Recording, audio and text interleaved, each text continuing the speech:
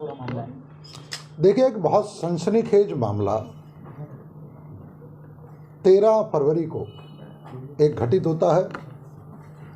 मैं माननीय मुख्यमंत्री जी के साथ एक कार्यक्रम काशीपुर में दिव्य ज्योति जागृति संस्थान के द्वारा एक वहाँ भव्य भागवत कथा का आयोजन किया जा रहा है, तो उसमें सम्मिलित होने के लिए जब मैं काशीपुर पहुँच रहा था, ठीक काशीपुर में प्रवेश करते समय ही जब मैं गाड़ी में था, उस समय मेरे फ़ोन पर एक कॉल आती है 9871933657 नंबर से, और स्वाभाविक रूप से फ़ोन मैंने उठाया। तो फ़ोन उठाते ही उन्होंने मुझसे पूछा कि कौन बोल रहे हैं। मैंने कहा शिव अरोड़ा बोल रहा हूँ, विधायक रुद्रपुर बोल रहा हूँ। तो उन्होंने कहा जी मैं सीधा, उन्होंने अपना परिचय दिया, मैं जयलाल शाह बोल रहा हूँ। तो स्वाभाविक रूप से मेरे दिमाग में एक स्ट्राइक किया, जयलाल शाह नाम के किसी व्यक्ति से मैं तो परिचित नहीं हूँ। तो मैंने पूछा कौन जयलाल शाह जी? तो उसने अपना परिचय सीधा मुझे बताया कि मैं गृह मंत्री अमित शाह जी का बेटा बोल रहा हूँ। मेरे लिए बड़ा आश्चर्य था कि आदरणीय अमित शाह जी के सुपुत्र जयलाल शाह जी मुझे फ़ोन कर रहे हैं। मुझे कुछ सेकंड या मिनट ही लगे होंगे इस बात को समझने में कि ये कॉल स्वाभाविक रूप से कोई ना कोई बहुत बड़ा फ्रॉड या मैनिपुलेशन है। सहजता से मैंने कोई बहुत चर्चा नहीं की, लेकिन मैंने उनसे बात, जब उन्होंने ही अपनी तरफ से लगातार लगभग 14 मिनट उस व्यक्ति ने मुझसे बात की। 14 मिनट में अधिकांश समय वो व्यक्ति ही मुझसे बात करता रहा, अपना परिचय देना कि मैं बहुत व्यस्त हूँ, मैं अभी लंदन से अडानी जी की शादी से आ रहा हूँ और पापा बहुत बिजी हैं। मैंने बयान बुझ के पूछा पापा यानी? फिर उसने कहा अमित शाह जी, गृह मंत्री अमित शाह जी।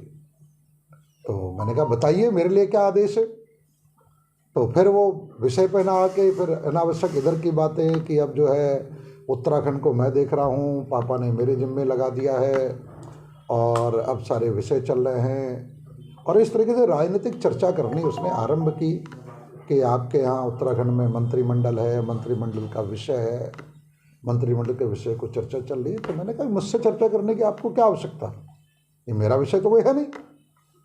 नहीं, आपका नाम है उसमें, आपके नाम पे चर्चा है, और आदरणीय राष्ट्रीय अध्यक्ष जी का भी उसने नाम लिया कि जेपी नड्डा जी से भी बात हुई है मेरी, और राष्ट्रीय अध्यक्ष जेपी नड्डा जी से चर्चा करने के बाद पापा ने मुझे आदरणीय राष्ट्रीय अध्यक्ष जी से बात करके इन सब विषयों को फाइनल करने के लिए कहा। तो मेरे लिए बड़ा आश्चर्य था, लेकिन सहज रूप से चूंकि उन्होंने देश के गृह मंत्री आदरणीय अमित शाह जी का नाम लिया, हमारे राष्ट्रीय अध्यक्ष जेपी नड्डा जी का नाम लिया, तो स्वाभाविक रूप से मेरे लिए संगठन के कार्यकर्ता होने के नाते और विधायक होने के नाते यह अति आवश्यक था कि मैं उस चर्चा को समझूं और उसके पीछे की मंशा को समझूं। तो मैंने कुछ चर्चा अपनी तरफ से नहीं की, लेकिन मैंने उनसे बार बार ये कहने के मेरे लिए आदेश क्या, मुझे क्यों फ़ोन कर रहे हैं, मेरे लिए क्या आदेश है। लेकिन उस विषय पे आने में वो काफ़ी देर तक अपनी भूमिका बनाते रहे कि उनका नाम मंत्रिमंडल में है, कोई और विधायकों का नाम लेते रहे, और हम मंत्रिमंडल में फेरबदल होने वाला है, और इस तरीके से आपका नाम है। मैं सहज रूप से सुनता रहा, और सुन गया। हर 2-4 मिनट बाद मैं यही कहता था कि आदरणीय शाह जी आप बताएं, आपने अच्छा किया मुझे फ़ोन किया, मेरे लिए आदेश क्या। मैं चाह रहा था कि वो खुल के विषय पर आए ताकि मुझे मंशा स्पष्ट हो, क्योंकि आदरणीय गृह मंत्री अमित शाह जी का नाम आने के बाद ये विषय बहुत ही गंभीर हो चुका था, और अमित शाह जी के पुत्र जयलाल शाह बनकर इस प्रकार से एक विधायक को फ़ोन करना एक छोटा विषय नहीं था। उस विषय की गंभीरता मुझे क्षण भर में समझ में आ चुकी थी कि विषय बहुत गंभीर, बहुत दूर तक का हो सकता है। इसमें बहुत बड़े षड्यंत्र, बहुत बड़ी आपराधिक प्रवृत्ति के लोग, किसी भी मंशा से, वो मंशा कुछ भी हो सकती है, फिरौती मांगना हो सकती है, वो मंशा आदरणीय अमित शाह जी को, गृह मंत्री जी को बदनाम करना हो सकती है, वो मंशा राष्ट्रीय अध्यक्ष जेपी नड्डा जी को बदनाम करना हो सकती है, वह मंशा मुझे और मेरे ऊपर किसी प्रकार के आरोप लगाने की हो सकती है। तो उस पूरी वार्ता में मैंने पूरी सावधानी बरती, क्योंकि मैं समझ चुका था कि वो कहीं से भी कोई उसकी प्रामाणिकता नहीं है, चर्चा में, बातचीत में। लेकिन निश्चित रूप से जो व्यक्ति बात कर रहा था उसने होमवर्क कर रखा था, वो तथ्यों पर बात कर रहा था। ऐसा नहीं लग रहा था कि उसे कोई नाम नहीं पता, कोई राजनीतिक घटनाक्रम नहीं पता, नैनीताल उधम सिंह नगर लोकसभा में कौन कौन से विधायक हैं, कौन कौन से दावेदार हैं, नैनीताल जिले का समीकरण क्या है, उधम सिंह नगर जिले का समीकरण क्या है, इन सब विषयों पर उसने राजनीतिक रूप से एक वातावरण बनाने की पूरी कोशिश की। स्वाभाविक रूप से मुझे लगता है कि उसकी बातचीत इस तरीके की थी कि अगर जितनी जागरूकता से मैं बात कर रहा था, अगर उतनी जागरूकता से मैं बात ना करता तो उसमें व्यक्ति ट्रैप भी हो सकता था, उसमें कहीं ना कहीं पूरी तरीके से फंसने की, जाल में फंसा लेने की पूरी संभावना, क्योंकि उसकी बातों में कहीं पर भी इस तरीके की बातों में कि बहुत अनपढ़ आदमी, कोई बहुत गंवार आदमी बात कर रहा हो, राजनीतिक पृष्ठभूमि जिसे ना पता हो बात कर रहा हो। उत्तराखंड का पूरा मंत्रिमंडल उसे पता था, उत्तराखंड के मंत्रिमंडल के विभाग भी उसे पता थे, उसे नैनीताल उधम सिंह लोकसभा का सारे समीकरण पता थे, कौन वरिष्ठ विधायक है, कौन जूनियर विधायक है, कौन नया विधायक है, कौन युवा है, इन सब पे भी उसने प्रकाश डाला मेरे सामने अपने प्रभाव में लेने के लिए। तो स्वाभाविक रूप से मैं कह सकता हूं कि जो भी व्यक्ति मुझसे बात कर रहा था वो पूरे होमवर्क के साथ कर रहा था, पूरी तैयारी के साथ कर रहा था, राजनीतिक रूप से पूरे उसने एक ऐसा वातावरण बना रखा था कि कोई भी सामान्य व्यक्ति उसकी बातचीत के जाल में आके कहीं ना कहीं उसमें ट्रैप हो सकता था। लेकिन पूरी बातचीत में मैंने सावधानी रखी, मैंने अपनी तरफ से कोई विषय, कोई उत्सुकता, कोई किसी तरीके की इनिशिएटिव या मेरा इस तरीके की रुचि है कोई, इस तरीके की पूरी चर्चा में मैंने किसी प्रकार की बात नहीं की। लेकिन सहजता से बात के क्रम चलता रहे जिससे कि मैं समझने की एक स्थिति में आ सकूं कि इसके पीछे किस तरीके का षड्यंत्र है। तो उतनी इस कारण से 13-14 मिनट की उनसे बात हुई। बाद में वो सीधा बात पे आया कि आपको मंत्री पद के लिए हम चाहते हैं कि आप मंत्री पद में आएँ, आप युवा हैं, हमारे जो समीकरण है उसमें आप बहुत अच्छी तरीके से आते हैं, नाम और बहुत है, लेकिन मेरी आदरणीय नड्डा जी से चर्चा हुई है और मैंने कहा भी, एक बार मैंने कहा कि ऐसा है कि आप आदरणीय गृह मंत्री जी से या नड्डा जी से मेरी बात करा दीजिए। तो तुरंत उस पर पलट सा गया कि वो तो बहुत व्यस्त हैं, वो तो बैठकों में बहुत व्यस्त हैं और इस कारण से उनसे बात तो नहीं हो सकती। लेकिन मैं नड्डा जी के बेटे से आपकी बात करा दूंगा और उनसे मैं बात कराने की पूरी कोशिश करूंगा कि आपकी बात करा दूं और हम अगले 2 दिन के अंदर अंदर इसको हम फाइनल करने वाले हैं। आप कल दिल्ली आ जाओ, दिल्ली आने के बाद उसने फिर, जब मैंने बार बार एक ही बात पूछी कि मुझे ज़्यादा इन सब विषयों में नहीं है, मेरे लिए तो क्या आदेश है आप बताएं मुझे, फिर उसने 3 करोड़ रुपए की मुझसे मांग की कि आप 3 करोड़ रुपए लेके कल दिल्ली आ जाए। तो मैंने कहा किसको देने हैं? बोले हम उसका आपको एक नंबर देंगे, एक व्यक्ति मिलेगा और वो व्यक्ति को हम आपको नंबर दे देंगे, आपसे वो बात करेगा, आप उसे दे देना। इस प्रकार से उसने बात करने की प्रयास किया। विधायक जी फोन कब आया था आपके पास? ये 13 तारीख को लगभग 3:15 साढ़े 3 बजे के बीच की बात होगी, जब मैं बिल्कुल उस दिव्य ज्योति जागृति संस्थान की कथा के बिल्कुल गेट के पास था। तो गेट के पास रोक के मैंने गाड़ी में सारी बातचीत की। स्वाभाविक रूप से ये एक बड़ा सनसनीखेज विषय था, एक जो राष्ट्रीय सुरक्षा से जुड़ा भी विषय मुझे लग रहा था, इतने बड़े हमारे पार्टी के शीर्ष नेतृत्व को बदनाम करने का विषय लग सकता था। तो मुझे लग रहा था कि विपक्षियों की कोई इसमें बहुत बड़ी चाल भी हो सकती कि भारतीय जनता पार्टी के शीर्ष नेतृत्व को बदनाम करने की, या मेरे विरुद्ध कोई हमारे दुश्मनों की चाल हो सकती है कि इस तरीके से टेलीफोन पे कोई ऐसा ट्रैप कर ले, ऐसी कोई रिकॉर्डिंग आ जाए विधायक जी की, जिससे विधायक जी के आने वाले समय में राजनीतिक कैरियर को लेके वो किसी प्रकार का उसका दुरुपयोग हो सके राजनीतिक कैरियर पे। क्योंकि स्वाभाविक रूप से अगर मैं सावधानी न रखता और मुझे ये ना होता, तो अगर मैं उसमें ट्रैप होता तो मैं कई प्रकार के विषय कर सकता था। कोई व्यक्ति अगर कमज़ोर होगा तो वो कई प्रकार के विषय आगे चर्चा उत्साह में कर जाएगा। तो मुझे चूँकि था तो मैंने कोई चर्चा की नहीं, लेकिन मैं समझ गया था कि इसमें से कोई भी मंशा हमारे राष्ट्रीय नेतृत्व को बदनाम करने की भी हो सकती है, हमारे पार्टी के विरोधियों की हो सकती है, देश विरोधियों की हो सकती है, मेरे राजनीतिक भविष्य को मेरे दुश्मनों की हो सकती है। एक षड्यंत्र के नाते इस कारण से इस गंभीरता को समझते हुए वो सारा विषय जब मुझे लग गया कि उससे अधिक तथ्य को जानने के लिए उससे नहीं बचे, तो मैंने उससे बात में अंत में कहते हुए कि मैं एक कार्यक्रम में पहुंच गया हूँ, इस विषय में रात में फिर मैं आपसे रात में बात करते। उसके पीछे एक बहुत बड़ा कारण मेरा ये था कि जब मैं पुलिस को ये बताऊंगा कि मैं रात की ऐसा विषय आया, अगर पुलिस को इसका कोई लाभ होगा मेरी बातचीत करने का, उस समय उसे ट्रेस करने का, तो एक अवसर मैंने छोड़ा ये अंत में कहते हुए कि मैं रात को आपसे बात कर लूँगा। और रात में बात करते हैं, अभी तो मैं बहुत व्यस्त हूँ कार्यक्रम में, और उस चर्चा को मैंने वहाँ समाप्त किया। और समाप्त करने के बाद चूंकि विषय की गंभीरता बहुत बड़ी थी, एक राष्ट्रीय हमारे नेतृत्व का नाम लेना, उनके नाम पर राष्ट्रीय अध्यक्ष जी का, गृह मंत्री जी का नाम, एक विधायक से पैसे मांगना, तो इस गंभीरता को देखते हुए मैंने बिना किसी विलंब के, जैसे ही मैं दिव्य ज्योति जागृति संस्थान का जो रामलला मैदान के काशीपुर के कार्यक्रम में पहुंचा, तो वह कार्यक्रम तुरंत आरंभ हो चुका था, माननीय मुख्यमंत्री जी वहाँ आ चुके थे। तो माननीय मुख्यमंत्री जी का तो उस कथा में रहने के बाद जैसे ही हम लोग वहाँ से निकले, तो मैंने तुरंत ही यशस्वी मुख्यमंत्री पुष्कर सिंह धामी जी को इस सारे घटनाक्रम की तुरंत जानकारी दी। मैंने उन्हें बड़ा स्पष्ट बताया कि इस प्रकार का घटनाक्रम हुआ है, क्योंकि इस घटनाक्रम की जो गंभीरता है वो मेरे जैसा विधायक तुरंत समझ गया था। ये कोई हल्का घटनाक्रम नहीं, कोई मजाक नहीं है, कोई प्रैंक नहीं है किसी का, इसके पीछे बहुत बड़ा षड्यंत्र है, उसकी जांच होनी चाहिए। तो मैंने माननीय मुख्यमंत्री पुष्कर सिंह धामी जी को तुरंत, मेरे ख्याल से इस फोन आने के 40 से 45 मिनट के बाद, जब पहली बार मेरा उनसे एकांत में संवाद होने का मौका मिला, तो मैंने उन्हें दी। उन्होंने वहीं पर ही यहाँ के पुलिस विभाग के अधिकारियों को निर्देशित किया हेलीपैड पे कि इसकी तुरंत जाँच आरंभ की जाए। और उसके बाद तुरंत मैंने उसका फ़ोन नंबर वगैरह यहाँ के पुलिस अधिकारी जो वरिष्ठ पुलिस अधीक्षक हैं उन्हें दिया। मुझे लगता है कि मेरे फ़ोन आने के 2 घंटे के अंदर अंदर ही मैंने पुलिस को ओरल जानकारी जो होती है, पहली जानकारी, वो पुलिस को मैंने दे दी।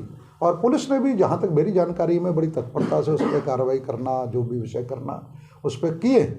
और उस पर करने के बाद उस रात को भी फिर लगातार उस व्यक्ति के फ़ोन आए। मैं एक वैवाहिक कार्यक्रम में था, तो लगभग 9:30 बजे के आसपास उस व्यक्ति का फिर एक फ़ोन आया। जब उसके 3-4 मिस कॉल आए, तो खाली या तो गलती से मुझे ध्यान नहीं दे पाया, कोई नंबर तो सेव था नहीं, तो एक बार उठ गया। तो जैसे ही उठ गया तो उन्होंने कहा मैं जयलाल साहब बोल रहा हूँ। अब मैं तब तक माननीय वरिष्ठ पुलिस अधीक्षक से वार्ता करके जानकारी ले चुका था कि क्या मुझे उनसे बात करने की आवश्यकता, करने की कोई, उस अपराधी को पकड़ने में कोई लाभ है तो मैं बात करूं, नहीं तो अनावश्यक रूप से मैं इस बात को ना करूं। तो मुझे आया कि अब इसकी कोई आवश्यकता नहीं है, कि नंबर आ चुका है, डिटेल आप दे चुके हो, तो उसके आगे तो इसलिए मैंने तुरंत, मेरे ख्याल से 6 सेकंड भी नहीं लगे होंगे उससे, मैंने स्पष्ट कहा मैं भी कार्यक्रम में हूँ, बाद में बात करूँगा। लेकिन उस व्यक्ति ने उसके बाद 11 बजे तक लगभग 7 से 8 बार मुझे कॉल की। विधायक जी, आपके साथ साथ उत्तराखंड में कुछ और भी विधायक हैं जिनको फोन किया गया और ऐसा मामला? हाँ, निश्चित रूप से मेरी जानकारी में आया है कि रानीपुर के जो हमारे विधायक है आदरणीय आदेश चौहान जी, उनका है, उनकी भी कंप्लेंट दर्ज हुई है। और ऐसा जानकारी में आ रहा है कि और भी कई विधायकों को, जिनकी कंप्लेंट तो मुझे जानकारी में नहीं है, लेकिन और भी कई विधायकों को, कुछ मंत्रियों को उसी नंबर से जयलाल साहब बन के कॉल आई है, ऐसा मेरे पास सामान्य इनपुट आ रहा। मेरा बड़ा स्पष्ट मानना है कि ये बहुत बड़ी जांच का विषय है, पुलिस को इसमें पूरी गंभीरता से जांच करनी चाहिए। और जो वहां पर चेहरे नजर आ रहे हैं, केवल वही चेहरे होंगे, मुझे नहीं लगता। मुझे लगता है इसके पीछे कोई बहुत बड़ा षड्यंत्र भी हो सकता है। जैसा कि सर आप कह रहे हैं कि जो भी है उसको राजनीतिक पृष्ठभूमि का बहुत अच्छी खासी, हाँ, क्योंकि मैंने जो क्या लग रहा है आपको, किसका षड्यंत्र हो सकता है? अब ये तो पुलिस अपनी जांच में बताएगा, लेकिन मुझे 3 चीज़ों की संभावना लगती है कि हमारे विपक्षी दल या देश विरोधी ताकतें वो गृह मंत्री आदरणीय अमित शाह जी को बदनाम करने के लिए, हमारे राष्ट्रीय अध्यक्ष JP नड्डा जी को बदनाम करने के लिए, वो एक कारण हो सकता है, वो एक षड्यंत्र हो सकता है। या राजनीतिक मंशा के नाते हम जैसे 1-2 विधायकों जो हैं, उनके भविष्य के लिए भी उनको हम किस तरह ट्रैप कर लें, आर्थिक कोई लेन देन की बातचीत में उन्हें ट्रैप कर लें, कुछ ऐसे विषय में ट्रैप कर लें जिससे कि उनके लिए सफाई देना मुश्किल हो जाए। तो चूँकि मेरी तो बड़ी पारदर्शी थी, और उसमें चूँकि मेरे फ़ोन पे रिकॉर्डिंग नहीं होती, मेरे फ़ोन पे रिकॉर्डिंग नहीं है, तो तुरंत ही जब 1 से 1.5 मिनट मुझे लगा तो मैंने, जो मेरा सहयोगी मेरे साथ बैठा था, मैंने म्यूट करके उससे कहा भी तुम अपनी जो रिकॉर्डिंग, अगर तुम्हारे फ़ोन में फैसिलिटी है वो रिकॉर्डर होता तो उस रिकॉर्डर को ऑन कर लो। तो मैंने स्पीकर पे ऑन करके और फिर वो रिकॉर्डर जो होता है उससे रिकॉर्ड, उन्होंने वो कॉल की तो उस कॉल में पूरी स्पष्टता थी कि स्वाभाविक रूप से कि अगर कहीं ना कहीं किसी भी राजनीतिक व्यक्ति को राजनीतिक षड्यंत्र के तहत फंसाने के लिए एक बहुत बड़ी चाल भी हो सकती है। कुमाऊं मंडल से केवल आपका ही नाम है, गढ़वाल से रानीपुर के हो गए, तो कुमाऊं मंडल में इतने विधायक हैं, कुछ नए विधायक बने हैं, कुछ पुराने हैं। हर विधायक चाहता है कि वो उसको एक प्रोफाइल मिले, एक मंत्री पद मिले, वो हर आदमी चाहता है कि आगे बढ़े। तो वो कुमाऊं मंडल से केवल शिव अरोड़ा ही क्यों? अब ये तो जांच का विषय है, मैं इसे तो पुलिस ही ज़्यादा अच्छा बता सकती है, लेकिन अभी तक जानकारी में आदरणीय आदेश चौहान जी का है, मेरा है, लेकिन मुझे ऐसा लगता है कि संभावना ये है कि और भी कुछ विधायकों को शायद फोन आए हों और उन विधायकों के द्वारा अभी उस प्रोफाइल में ये बात ना रखी गई हो, क्योंकि मुझे नहीं जानकारी, लेकिन ऐसा मुझे थोड़ा सा इनपुट आ रहा कि कुछ और लोगों को भी उनके द्वारा फ़ोन किए गए। 13 तारीख को फ़ोन आया आपके पास, 17 तारीख को आप प्रेस कॉन्फ्रेंस कर रहे हैं, कहीं 5 दिन आपको भी तो ऐसा नहीं लगा कि सही में फ़ोन आया, आप इंतजार कर रहे हो?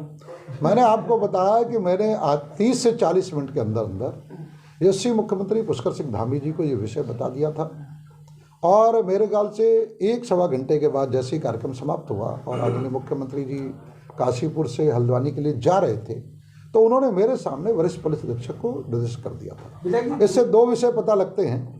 पहली चीज़ कि सामान्यतः मुझे लगता है कि कोई भी राजनीतिक समझ का व्यक्ति हुआ वो जानता है कि आदरणीय जयलाल शाह व्यस्ततम लोगों में हैं, आईसीसी के चेयरमैन हैं, बीसीसीआई के सचिव रहे हैं, इतने व्यस्ततम उद्योगपति हैं, आदरणीय अमित शाह जी के सुपुत्र हैं, उन्हें इतना समय नहीं होगा कि किसी विधायक को फोन करे। कॉमन सेंस है।